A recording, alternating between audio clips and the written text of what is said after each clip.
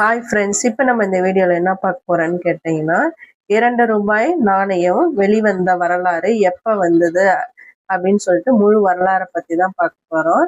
இந்த காயின் பார்த்தீங்கன்னா 1809 முதல் 2009 வரைக்கும் இந்த காயின் வந்து வெளியிட்டிருக்கிறாங்க. அதாவது பார்த்தீங்கன்னா இவர் வந்து பார்த்தீங்கன்னா பிரெய்லி, லூயிஸ் பிரெய்லி இவர் பேர். இவர் வந்து பார்வையற்றவர்களுக்காக பிரெய்லி முறையை வந்து கண்டுபிடித்தாரு. 1809ஆம் ஆண்டு இவர் பிறந்திருக்கிறாரு. இவர் வந்து பார்வை இழந்தவர். அதனால உலகம் முழுக்க உள்ள பார்வையற்றவர்களுக்காக வாசிக்கவும் எழுதவும் பிரெய்லி முறையை வந்து கண்டுபிடித்தாரு. இந்த காயின் பார்த்தீங்கன்னா 1998 பார்த்தீங்கன்னா 98, 2000, 2003 இது எல்லாமே பார்த்தீங்கன்னா ஒரே ஸ்டெயின்லெஸ் ஸ்டீல் செம்பு நிக்கல்ல வந்து இது வந்து தயாரிச்சிருக்கிறாங்க. இந்த காயின் எல்லாமே பார்த்தீங்கன்னா முதல் பார்த்தீங்கன்னா 1982 தான் பார்த்தீங்கன்னா 2 ரூபாய் நாணயம் வந்து ரிசர்வ் பேங்க் ஆஃப் இந்தியா வந்து வெளியிட்டு இருக்குது. 1992 முதல் 1990 வரை செம்பு நிக்கல்ல தான் வந்து இந்த 2 ரூபாய் காயின் வந்து இருந்திருக்குது. பின்னர் வந்து படிப்படியா என்ன ஆயிருக்குன்னா 1990, 2000 ஆண்டு வரைக்குமே ஸ்டெயின்லெஸ் ஸ்டீல்ல வந்து இந்த காயின் வந்து மாறி இருக்கு. லைட் வெயிட் எல்லாமே வந்து பாத்தீங்கன்னா மாறி இருக்குது. இது வந்து பாத்தீங்கன்னா மின்ட் மார்க்னு சொல்லுவாங்க. மின்ட் மார்க்னா நீங்க நல்லா வந்து ஒரு காயினை எடுத்து பாத்தீங்கன்னா நல்லாவே தெரியும். நல்லா உத்து கவனிச்சிங்கன்னா தெரியும். இது வந்து கிராஸ் டிசைன் போட்ட மாடல். இது ரொம்ப யூனிக்கான டிசைன்னு சொல்லலாம். இப்ப இது எல்லாமே வந்து குறைஞ்சிட்டே வருது. 2005ஆம் ஆண்டு வெளியானது. இதுவும் பாத்தீங்கன்னா இந்த மின்ட் மார்க்கன் பாத்தீங்கன்னா Mumbai mint, Kolkata mint, Hyderabad mint, Noida mint, மொத்தம் 4 மின்ட் இருக்கும். இந்த மும்பை மின்ட்ல பாத்தீங்கன்னா டைமண்ட் போட்டிருக்கும். இந்த காயின்ல பாத்தீங்கன்னா அதுதான் வந்து நீங்க நல்லா உத்து பாருங்க. ஒரு காயின்ல பாத்தீங்கன்னா தெரியும். டைமண்ட் போட்டோம்னா அது வந்து Mumbai coin, Mumbai mint coin. எந்த மார்க்குமே இல்லாத இருந்ததுன்னா அது கொல்கத்தா மின்ட். ஸ்டார் போட்டிருந்தோம்னா அது ஹைதராபாத் மின்ட். ஒரு புள்ளி மாதிரி வச்சிருப்பாங்க பாருங்க, அது வந்து நொய்டா மின்ட். மொத்தம் வந்து 4 மின்ட் இருக்குது. இந்த 4 மின்ட்ல இருந்து தான் நமக்கு வந்து காயின் வந்து சேகரிச்சு தயாரிச்சு கொடுக்குறாங்க.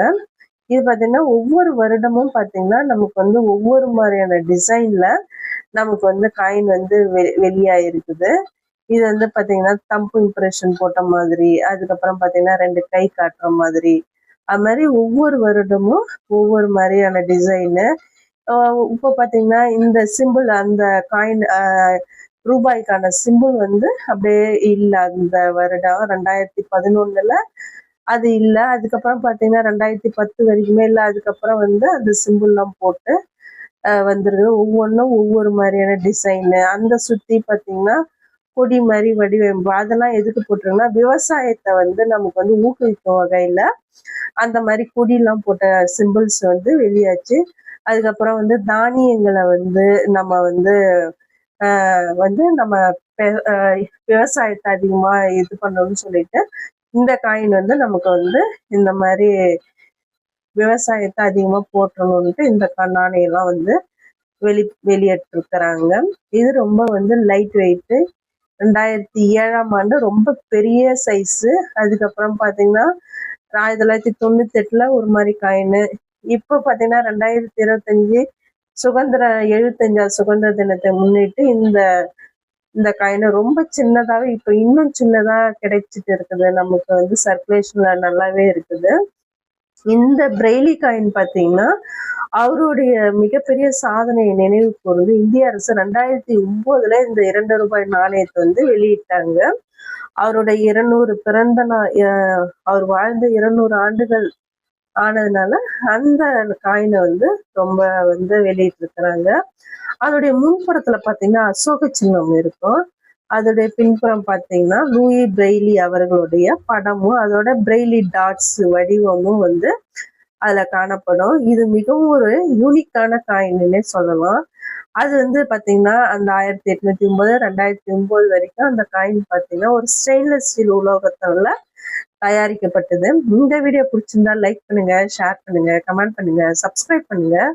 அப்போது பாத்தீங்கன்னா இது ரொம்ப சர்க்குலேஷன்ல இருந்தாலும் இப்போ வந்து அது ரொம்ப சர்க்குலேஷன்ல எல்லாம் இல்லை, ரொம்ப குறைஞ்சிருக்கு. அது வந்து பாத்தீங்கன்னா கலெக்டர்ஸ் கிட்ட மிக முக்கியமான காயினா வந்து இது இருக்குது. இன்று அதோடைய அந்த காயினுடைய மதிப்பு பார்த்தீங்கன்னா 50 ரூபாயில இருந்து 200 ரூபாய் வரைக்கும் இருக்குது. Okay, bye friends.